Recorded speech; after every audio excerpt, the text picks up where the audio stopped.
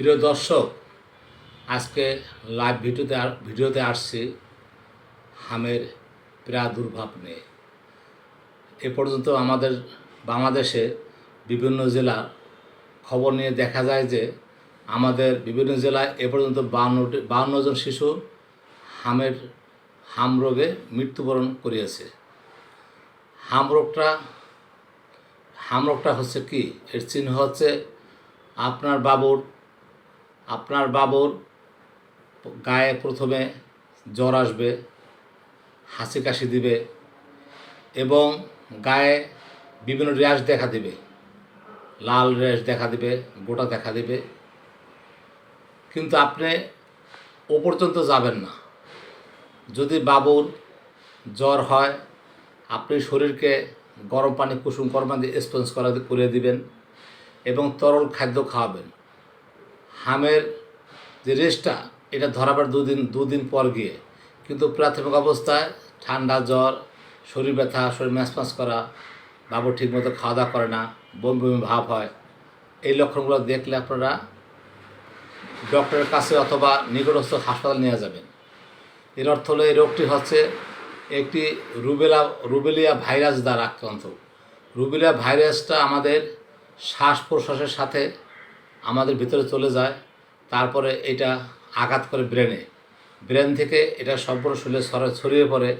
এই জন্য আমাদের চোখ লাল হয়ে যেতে পারে, রক্তচক্ষু হতে পারে, মাঝে মাঝে কান দিয়ে রক্ত পড়তে পারে, কান দিয়ে পুষ পড়তে পারে, জিহ্বায় ঘা হবে।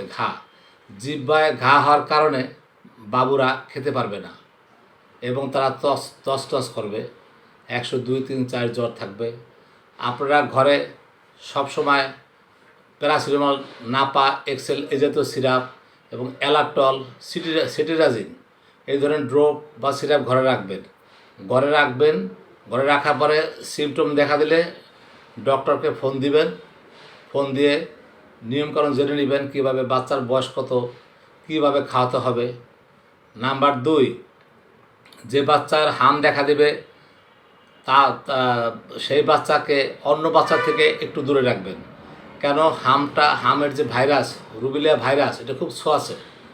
এটা কিন্তু বাতাসের সাথে একজন থেকে অন্যজন হয়ে যায়। দেখা যায় একবারে 5 জন বাচ্চা থাকলে 5 জনের এই হাম উঠতে পারে, হাম হতে পারে। তাহলে এটার হলো ভাগ আছে mild, moderate, severe, very severe. কিন্তু আপনি ভেরি সিভিয়ারে যাবেন না, আপনি সিভিয়ারও যাবেন না, আপনি থাকবেন মাইল্ড মডারের মধ্যে। এর অর্থ হলো প্রাথমিক অবস্থা কী হয়, পরের ধাপ কী হয়, আপনার পরের সেকেন্ড ধাপে আপনি চলে যাবেন কোথায়? হাসপাতালের ডাক্তারের নিকটে।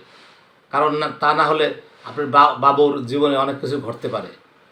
আর এটার বেশিরভাগ হওয়ার কারণ আমাদের দেশের আমাদের স্বাস্থ্যমন্ত্রীর মহোদয়ের কথা যে 8 বছর যাবৎ AMR টিকা, মানে হামের টিকা দেওয়া হচ্ছে না।